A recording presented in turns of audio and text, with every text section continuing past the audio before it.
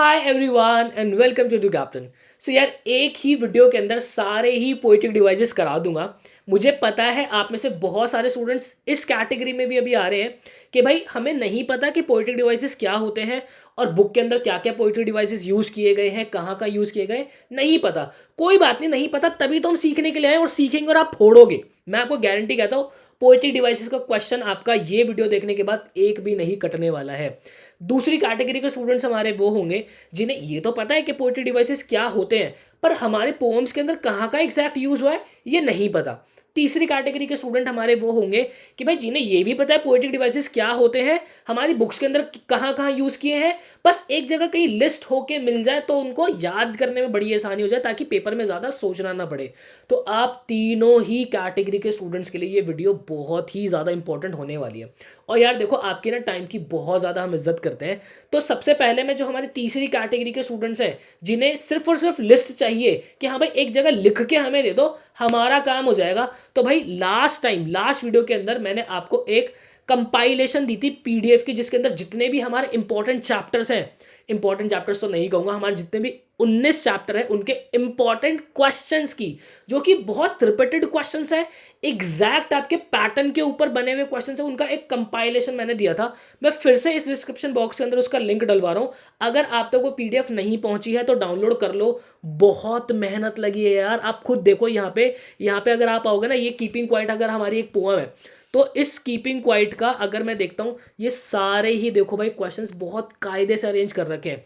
तो आपको क्या करना है, जिनको पोएटिक डिवाइसेस सिर्फ लिखे हुए चाहिए, यहाँ पे आप देख रहे हो इस चैप्टर के अंदर कहाँ कहाँ पे क्या ऑथर कहना चाह रहा है और कौन सा पोएटिक डिवाइस यूज हुआ है, कायदे से लिखा हुआ भाई, कहीं भागने की जरूरत नहीं पड़ेगी।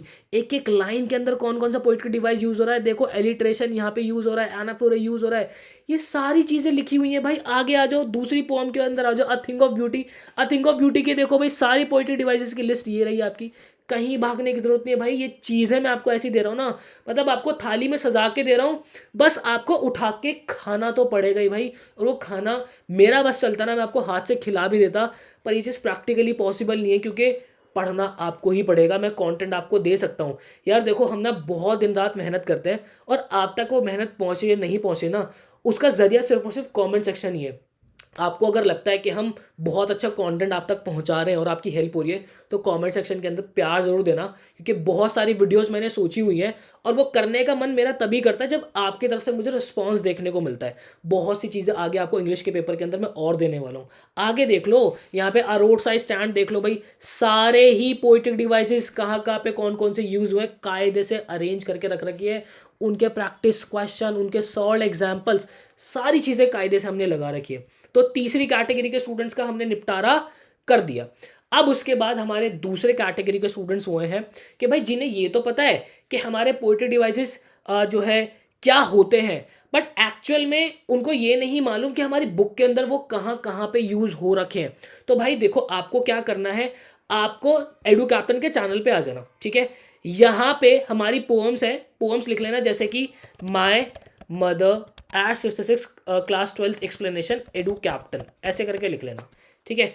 ऐसे करके सर्च कर लेना, यहाँ पे आपको मेरी ही वीडियो मिलेगी।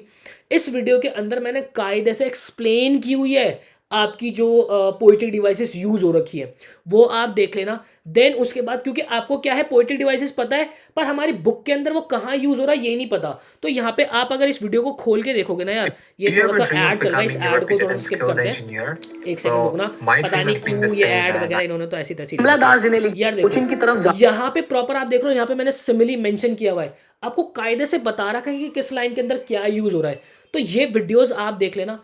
अब बात कर लेते हैं हमारे तीसरी कैटेगरी के स्टूडेंट्स के लिए। तो देखो पहली और दूसरी कैटेगरी के स्टूडेंट्स जो है ना वो अब इस वीडियो को लीव कर सकते हैं, क्योंकि अब मैं आगे आपको समझाने वाला हूँ कि एक्चुअल में पोएटिक डिवाइसेस क्या होते हैं, क्योंकि मुझे पहली कैटेगरी के स्टूडेंट्स को भी लेके चलना है। मेरे लिए आप सब बराबर हो यार, और आपके टाइम की हम बहुत इज्जत करते हैं। मैं नहीं चाहता कि इन दिनों आपका एक भी सेकंड जो है एक्स्ट्रा वेस्ट हो, ठीक है। तो अब जरा तीसरी कैटेगरी के स्टूडेंट्स के ऊपर आते हैं। भाई देखो पोएट्री डिवाइसेस क्या होते हैं। अब जैसे कि मैंने आपको बोला कि यार वो बड़ी अच्छी है ना, बस नॉर्मल सी बात कह दी मैंने, वो बड़ी अच्छी है, पर अब मैंने क्या बोला कि यार वो चांद जैसे सुंदर है, कितनी अच्छी है। अब देख रहे हो अब बात में कितना इम्पैक्ट आ गया। तो पोएटिक डिवाइसेस क्यों यूज़ करते हैं जो हमारे पोएट्स होते हैं, वो इसलिए यूज़ करते हैं कि भाई बातों में वजन आए। ठीक है, उनका इम्पैक्ट अच्छा है, वो उनकी राइटिंग स्टाइल जो है वो सुधरे। और राइटिंग स्टाइल सुधारने के लिए सबसे पहले क्या करते हैं कि भाई कुछ साउंड के जो वर्ड्स होते हैं ना, हमारी पोइट्री डिवाइसेस साउंड्स पर डिपेंड करते हैं। कौन कौन सी होती है? सबसे पहली होती है हमारी एलिट्रेशन। आप देखना कि ये जो पीडीएफ आप पढ़ोगे आपको ये वर्ड्स वहाँ पे देखने को मिलेंगे, बट इन वर्ड्स का एक्चुअल में मीनिंग क्या है वो अब आपको समझ में आना शुरू हो जाएगा। एलिट्रेशन होता है जब हमारे कॉन्सोनेंट साउंड होते हैं। कॉन्सोनेंट साउंड कौन से होते हैं भाई? हमारे का से कबूतर, खा से खरगोश, खा खा गा वाली वाली जो साउंड होती है, ये बार बार रिपीट हो रही हो किसी लाइन के अंदर। जैसे कि Peter Piper picked a pick of pickled papers, यहाँ पे देखो पा पा पा पा पा कितनी बार रिपीट हो रहा है, तो ये क्या है? ये एलिट्रेशन है। ऐसी ही बहुत सी पोएम्स के अंदर आपको राइटर जो है वो इस तरीके से एलिट्रेट करता हुआ मिल जाएगा, तो वहाँ पे हमारी फिगर ऑफ स्पीच कौन सी हो जाएगी? एलिट्रेशन हो जाएगी, जहाँ पे कॉन्सोनेंट साउंड हमारे रिपीट हो रहे हैं। ये बात समझ में आ गई? ये बात समझ में आ गई है ना? तो कमेंट सेक्शन के अंदर हार्ट का एक इमोजी बना देना, मजा आ जाएगा मुझे भी। आगे देखते हैं। दूसरा होता है हमारा एसोनेंस।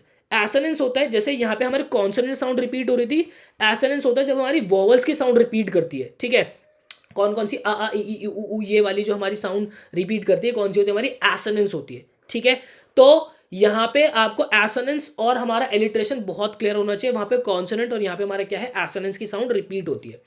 ठीक है, सॉरी वोवल्स की। देन तीसरा होता है हमारा ऑनमैटोपिया। ऑनमैटोपिया क्या होता है भाई? जैसे कि मैंने बोला स्प्लैश ऑफ वाटर, तो स्प्लैश ऑफ वाटर में एक्चुअल में जो वाटर की नेचुरल साउंड है वो हमें दिखने को मिलती है। तो जब कभी पोएट्स अपनी पोएम लिख रहे होते हैं ना, तो वहाँ पे वो इस तरीके की चीज़ें ऑनमैटोपिया यूज़ करते हैं। वहाँ पे वो चीज़ जो दर्शाना चाहते हैं ना, उसका ही एक्चुअल में साउंड यूज़ कर देते हैं, जैसे splash of water, buzzing bee, roaring lions. तो ये इस तरीके की वर्ड्स जो है यूज़ करते हैं। वहाँ पे क्या होता है? हमारा ऑनमैटोपिया होता है। जैसे कि यहाँ पे अगर आप वीडियो की तरफ आओगे ना, तो कहीं पे अगर यूज़ हो रखा हो इसमें, वैसे मुझे एग्जैक्ट तो याद नहीं आ रहा अभी, क्योंकि मैं भी अगर देखूंगा तो ही क्लैरिटी मिलेगी, ऐसे तो नहीं मिल रही है। ठीक है, सिमिली वगैरह इस वाली के अंदर थोड़ी सी ज़्यादा यूज़ हुई है। ठीक है, तो इसमें तो खैर नहीं है। तो ऑनमैटोपिया के अंदर क्या होता है भाई? एकदम नेचुरल जो उस चीज़ की साउंड है वो यूज़ हो रही होगी हमारी। ठीक है, देन आगे चलते हैं। देन हमारे कुछ वर्ड जो होते हैं रिपीट हो जाते हैं, बार बार वो वर्ड जो है रिपीट हो रहे हैं। जैसे अगर मैं इसकी एग्जांपल लूँ, I will not brush my hair, I will not wear a dress, I will not clean my room. तो नॉट नॉट नॉट कितनी बार रिपीट हो रहा है? तो क्या हो रहा है? यहाँ पे रिपीटिशन यूज हो रही है। देख आगे देखते हैं। We have so much stuff but still buy more stuff then need storage until to store all the stuff. Stuff stuff stuff बहुत बार रिपीट हो रहा है, तो क्या हो रहा है? यहाँ पे रिपीटिशन हो रही है। आगे चलते हैं। अब कुछ होता है हमारे जो कि वर्ड्स का मीनिंग निकल रहा होता है, वो भी हमारा फिगर ऑफ स्पीच के अंदर काउंट होता है। कैसे? पहला होता है हमारा सिमिली। यहाँ पे ना हम कंपेयर करते हैं कुछ वर्ड लगा के, कौन कौन से? लाइक और एज। जैसे कि मैंने बोला चांद सी महबूबा हो मेरी, कभी ऐसा मैंने सोचा था, हाँ तुम बिल्कुल वैसी हो जैसा मैंने सोचा था। चांद सी महबूबा हो मेरी। ठीक है, तो चांद सी मतलब चांद जैसी, मतलब चांद किसकी तरह? चांद की तरह, लाइक मून, है ना? तो जब हम कंपेयर कर रहे हैं चीज़ों को, तो वहाँ पे क्या है? अगर हमने लाइक और एज लगा दे तो वहाँ पे क्या आता है? हमारा फिगर ऑफ स्पीच सिमिली निकल के आ रहा होता है। ठीक है, देखते हैं। जैसे the desert was as dry as a bone. ठीक है, तो डेजर्ट कैसा है? एक हड्डी की तरह सूखा है, जितनी एक हड्डी सूखी हुई होती है उस तरीके से सूखा है, तो एज वर्ड का यूज हो रहा है। The temper word like an uncontrollable storm. ठीक है, उसका कैसा है? देखो लाइक से उसके टेम्पर को कंपेयर किया जा रहा है किससे? एक ऐसे तूफान से जो कि अनकंट्रोलेबल, और यहाँ पे लाइक वर्ड का इस्तेमाल किया जा रहा है, तो ये क्या हो गया? मेरा सिमिली हो गया। ठीक है, नेक्स्ट होता है हमारा मेटाफर। मेटाफर के अंदर भी हम क्या करते हैं? Create a comparison by stating that one thing is another or does the action of another. हम कहते हैं कि ये सेम इसी की तरह है। ठीक है, उसके एक्शन के बेस पे कहते हैं या फिर हम उसको बोल देते हैं कि ए बराबर बी है, बोल देते हैं ये इसकी तरह ही है। जैसे कि हार्ट ऑफ द स्टोन, इसका दिल कैसा है? पत्थर की तरह है। अब दिल मेरा पत्थर होता नहीं है, पर हमने बता दिया कि इसका दिल पत्थर है, तो हमने उसको क्या कर दिया? क्वालिटी, उसके एक्शंस को कंपेयर कर दिया। ठीक है, बात आ रही समझे? मेरी थोड़ा सा गला खराब है यार, मैं कोशिश कर रहा था कि थ्रू आउट वीडियो ना हो, बट ये हो ही गया। माफ़ी चाहूँगा इसके लिए, बट आई होप आपको मेटाफर क्लियर हो गया होगा। आगे देखते हैं। नेक्स्ट है हमारा पर्सोनिफिकेशन। पर्सोनिफिकेशन में हमारा क्या होता है? जैसे कि आप धरती माता से सीखो। अब यार देखो, हमारी अर्थ हमें कुछ थोड़ी ना सिखा सकती है, प्रैक्टिकली थोड़ी ना सिखा सकती है, बट यहाँ पे जैसे धरती माता से सीखो क्या? कि अगर लाइफ कहीं पे ख़त्म होती है तो वहाँ से एक नई लाइफ शुरू होती है। हर बार ऐसा होता है ना, जैसे डायनासोर मरे थे देन वहाँ पे फिर क्या हुआ कि एक नई लाइफ शुरू हो गई।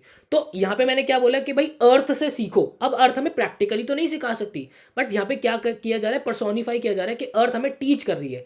तो जब भी एक हम किसी ऑब्जेक्ट, एनिमल या किसी आइडिया को ह्यूमन नेचर से कंपेयर कर देते हैं, उसके अंदर उसकी क्वालिटी डाल देते हैं, तो वहाँ पे हमारा क्या होता है, पर्सोनिफिकेशन होता है। बात आ रही समझ में? जैसे कि as I climb the stair groaned as if awoken from a long sleep. यार देखो, वो कह रहे हैं जैसे ही मैं किसी स्टेयर पर चढ़ा तो उसने क्या करा, वो एकदम से ऐसे करके वो हुई जैसे कि एकदम अंगड़ाई लेके उठी हो। अब देखो स्टेयर्स अंगड़ाई लेके नहीं उठ सकती, लेकिन यहाँ पे एक ऐसे आवाज़ आ रही है, यहाँ पे मतलब कैसी फीलिंग आ रही है हमें कि भाई उस स्टेयर्स पे बहुत टाइम से कोई बंदा चढ़ा ही नहीं था। तो एक बहुत अंगड़ाई के बाद, बहुत गहरी नींद के बाद कोई बंदा उठा हो, बिल्कुल उसी तरीके से उसने कंपेयर कर दिया। तो यहाँ पे क्या हो गया, पर्सोनिफिकेशन हो गई। क्लैरिटी मिल गई। कुछ और होते हैं हमारे पैराडॉक्स, ऑक्सीमोरॉन, यूफेमिज्म। तो ये हमारे कुछ हो गए। अब जैसे पैराडॉक्स के अंदर क्या होता है, कॉन्ट्रडिक्शन दिख रहा होता है आपको दो चीज़ों के बीच में। जैसे कि आपने एक ए बात बोली और बी बात बोली, उन दोनों के बीच में क्या होगा, कॉन्ट्रडिक्शन आपको दिख रहा होगा। जैसे कि you have got to be cruel to be kind. ठीक है, आप मतलब आप काइंड हुए, लेकिन उस काइंड होने के चक्कर में बहुत क्रूअल हो गए। ठीक है, जैसे कि मुझे एक चीज़ बताए कि मुझे कुछ नहीं पता। अब यहाँ पे दो चीज़ें दोनों ऑपोजिट है। ठीक है, ऑक्सीमोरॉन होता है आपका, जैसे कि आप यहाँ पे ना दो वर्ड एडजेसेंट लिखे होते हैं, जैसे बिटर स्वीट। अब कोई बिटर स्वीट थोड़ी ना हो सकता है, तो यहाँ पे दो वर्ड लिखे होंगे और दोनों आपस में जो है कॉन्ट्रडिक्ट करेंगे। ये एडजेसेंट लिखे होंगे वर्ड, जैसे कि क्लियरली कंफ्यूज्ड। अब ये क्लियरली अपने आप में अलग कॉन्ट्रडिक्ट कर रहा है, कंफ्यूज अपने आप में अलग कॉन्ट्रडिक्ट कर रहा है, लेकिन क्लियरली कंफ्यूज साथ लिखा है। ठीक है, नेक्स्ट आता है हमारा यूफेमिज्म। यूफेमिज्म होता है जैसे कि जब हम कुछ खराब सिचुएशन के अंदर है, तो जैसे अगर मैंने बोल दिया कि यार वो मर गया, यार कितना गंदा लग रहा है ना ये सुनने में। तो अगर मैंने बोल दिया ही पास अवे, तो यहाँ पे क्या है, एक माइल्ड वर्ड मैंने यूज़ किया। तो यहाँ पे हमारा कौन सा जो है फिगर ऑफ स्पीच आता है, यूफेमिज्म आता है। यूफेमिज्म के अंदर हमारा होता है कि भाई जब हम माइल्ड वर्ड का इस्तेमाल करते हैं। ठीक है, जैसे कि I am currently between jobs. Currently between jobs का मतलब होता है जब आपके पास जॉब नहीं होती और आप जॉब तलाश रहे होते हो, आप मतलब आप बेरोजगार होते हो। अब किसी को बोल रहे हैं कि यार ये तो बेरोजगार है, ये तो नल्ला है, मतलब कितना खराब लग रहा है सुनने में। बट अगर कोई कह रहा है he is currently between jobs, का मतलब है कि वो ठीक है, उसके पास अभी जॉब नहीं है, बट ये सुनने में खराब नहीं लग रहा है। ठीक है, नेक्स्ट होता है हमारा इमेजरी। इमेजरी क्या होता है भाई, इसके अंदर हमारे पास वैसे तो तीन चार चीज़ें होती हैं। हमारे जितने भी फाइव सेंसेस होते हैं, फाइव सेंसेस के ऊपर जो है हम इमेजिन करते हैं। जैसे कि मैंने आपको बोला कि मैं कॉलेज गया, मैं कॉलेज की कैंटीन में गया, कॉलेज की कैंटीन में मैंने भैया से बोला कि भैया खाने में क्या है। उन्होंने बोला कि एक समोसा। मैंने कहा ठीक है, समोसा दे दो एक। और उसने, मैंने बोला कि ड्रिंक में है, कहते हैं हाँ ड्रिंक में आपको जो कोल्ड ड्रिंक मिल जाएगी। उन्होंने कोल्ड ड्रिंक दे दी। फिर कहता है कि मैं उसको लेके, हल्का हल्का सा धूप निकल रही थी, और फिर मैं जो है गार्डन के अंदर चला गया और ठंडी ठंडी घासों के ऊपर मैंने अपना पैर रखा और वहाँ पे मैं बैठा। फिर मैंने उस समोसे को खाया और इतना स्वादिष्ट लग रहा था। तो आप देख रहे हो, जब जब मैं आपको ये चीज़ बोल रहा हूँ ना, आप इस बात को इमेजिन कर पा रहे हो। ठीक है, तो ऐसी हमारी इमेजरी होती है, और ये भी हमारी सेंसेस के ऊपर काम करती है। वैसे इसमें मैं हमारी जो है बुक के अंदर दो या तीन जगह पे, कहीं पे विजुअल और कहीं पे हमारी सुनने वाली जो है फिगर ऑफ स्पीच यूज़ की गई है। बाकी की हमें ज़रूरत नहीं पड़ेगी। तो सबसे पहले हमारी जो इमेजरी आती है वो आती है विजुअल इमेजरी। अब विजुअल इमेजरी का मतलब ये हो गया जो कि हमारी आंखों से हम इमेजिन करते हैं। जैसे कि the shimmering of the sun bounces wave of light of the surface of the ocean. कहता है कि ओशन के ऊपर से जो सन की लाइट है बिल्कुल रिफ्लेक्ट कर रही थी। तो आप क्या है, इसको आंखों से इमेजिन कर पा रहे हो। तो ये क्या हो गया, हमारी विजुअल इमेजरी हो गया। ठीक है, ऑरल इमेजरी हो गया कि भाई आपको जो साउंड जो है सुनाई दे रही होगी, आप उसको साउंड के थ्रू इमेजिन कर पा रहे हो। जैसे कि she could hear the gentle whisper of the breeze and the chirping of the birds. अब इनसे आप जो है आप खुद इमेजिन कर पा रहे हो कि हाँ वो क्या क्या सुन सकती थी। ठीक है, देन उसके बाद हमारी एक ऑल फैक्टरी इमेजरी होती है जो कि सेंस ऑफ स्मेल होती है हमारी। ठीक है, जैसे कि the sweet fragrance of honeysuckle always reminded Jenny of a mother's perfume. ठीक है, तो यहाँ पे जो ये जो हनी सक्ल था, उसको किसका, उसकी माता के, उसकी जो मदर का परफ्यूम था, उसको याद दिलाता था। तो ये तीन हमारी मेजर निकल के आ रही है। अब ये आपने देख लिया। अब आपको क्या करना है, आप आओगे इस पीडीएफ के ऊपर। अब आप इनके जो प्रॉपर पोएटिक डिवाइसेज है वो प्रॉपर पढ़ना शुरू कर दोगे, आपको क्लैरिटी प्रॉपर मिलनी शुरू हो जाएगी। जैसे कि आप यहाँ पे देख सकते हो, एलिट्रेशन, मेटाफर, ठीक है, इमेजरी, ट्रांसफ़र एफिटेट मैं आपको बता देता हूँ। ट्रांसफ़र एफिटेट होता है जबकि आप ना किसी एडजेक्टिव को किसी एक सेंटेंस में दूसरे के लिए यूज़ करते हो, तो वहाँ पे हमारा ट्रांसफ़र एफिटेट होता है, ठीक है? तो ये इस तरीके के जो है आपको देखने को मिलेंगे। मैं डिस्क्रिप्शन के अंदर इस पीडीएफ को डलवा रहा हूँ, अगेन डाउनलोड कर लेना और मुझे कमेंट सेक्शन के अंदर बता देना क्या सही कंटेंट आपको मिल रहा है या नहीं मिल रहा। मिलता हूँ किसी ऐसी नेक्स्ट वीडियो के अंदर, मुझे दीजिएगा इजाज़त। Till then bye bye and